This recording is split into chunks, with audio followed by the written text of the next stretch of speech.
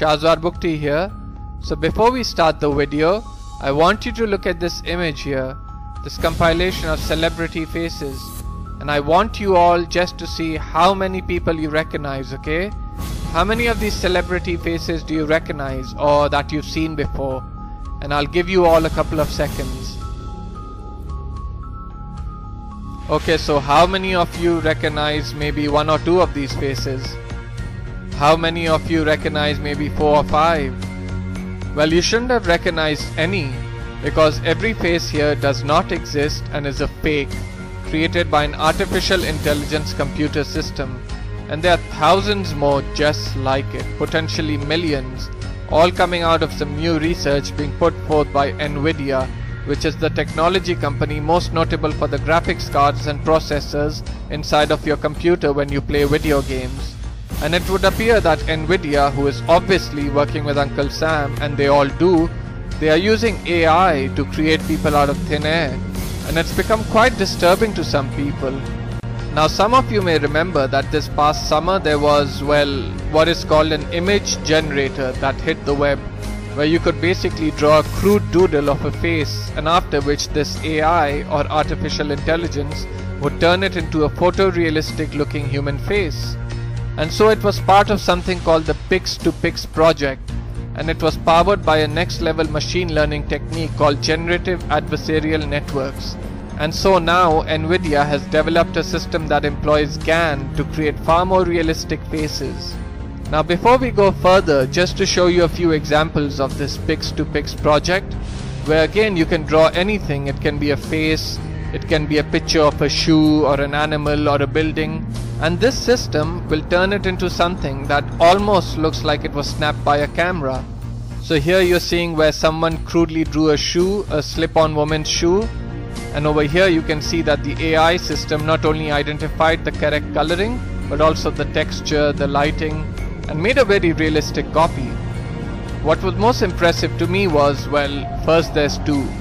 This one here, what appears to be a kitten that someone has crudely drawn, and next to it something that again I would think was real or came from a real photograph had you not told me that it was created off a doodle. And then finally, what's probably the most amazing to me is that we have this drawing here that looks like it was made using nothing more than Microsoft Paint, which is then rendered into a realistic image of a building that looks like it came right off a New York City corner. And so this is the technology that is being implemented in this new fake face generation research. And so NVIDIA released a video of their GAN in action. Again, GAN stands for Generative Adversarial Network. And in this video that was released a couple of months back, these artificial intelligence created faces are both absolutely remarkable and incredibly eerie. If the average person didn't know that the faces were machine generated, they would easily be fooled into believing they were living people, as I did before I knew what the video was for. And indeed, this sort of blurring of the line between the human and the machine generated has been a big topic of discussion within the realm of AI.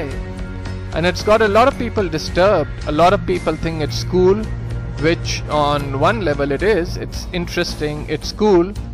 But again, we know that when technology like this comes out, usually either the CIA, the NSA, the government, usually always has their hands in the back pocket of these companies and will take this tech and they will abuse it. They've done it before, they'll do it again. And so there's a question of what are the applications for software like this other than creating fake people for dubious reasons. I mean, I don't even want to think of the applications this could be used for, whether it be creating patsies or making up individuals to serve as victims of fake tragedies, putting people that are not real into photographs that could then be later used as false evidence. I just don't want to think of it. And who knows how long they've already been using this technology before letting it out to the public. And if you thought this was disturbing, it gets much worse, trust me. There are a number of AIs that are using something called deep learning techniques to also produce human sounding speech. Google, for instance, has something called WaveNet, which can now copy human speech almost perfectly. Now there's also a startup called Lyrebird, and it has an algorithm that is able to synthesize a human's voice using only 1 minute of audio. Now just think about that. Using only 1 minute of audio, this thing can copy your voice. And you know, immediately when I heard that, it made me think back to a film that came out in the 80s. Many of you probably don't know, many of you maybe do, but it was called Tango and Cash.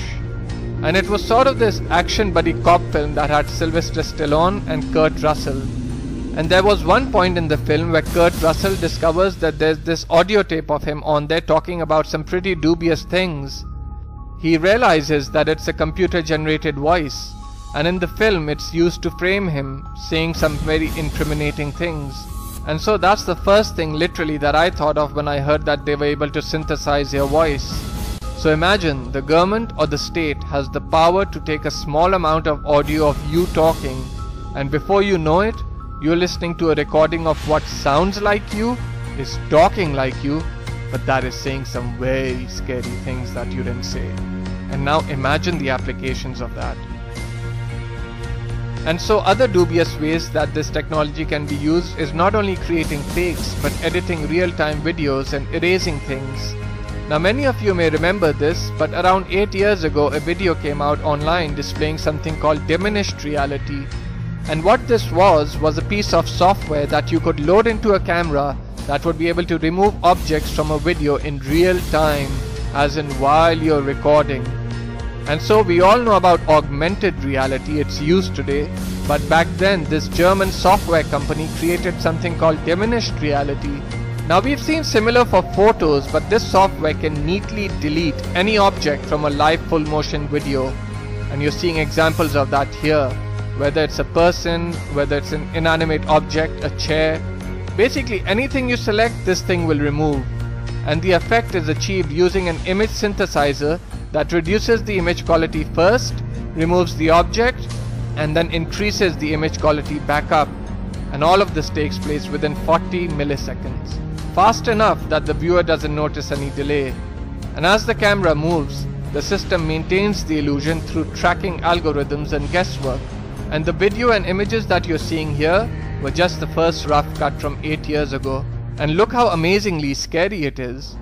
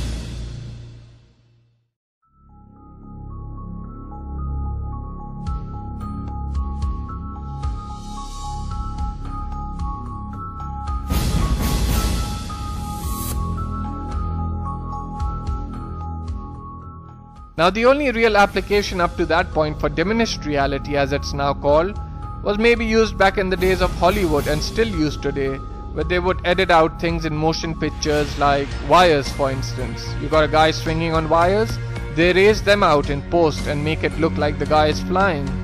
Well, this does the same thing, only in real time, and while you could say it may be a helpful tool in movie editing, the hard truth is that it's not really being used in Hollywood. And after this came out 8 years ago, we've heard very little about this software since. And it's thought by many people that it too has been licensed to, or just straight up taken away, and is now being utilized by the government for some really dubious stuff. And again, you could only imagine the applications of something like this in order to completely erase anything that you don't want to show up in a video. So let your clock tick on that. All this technology has not been created for your benefit. Rather, most of it is produced to harm you and only for the benefit of those in power. Always keep that in mind. May God bless you.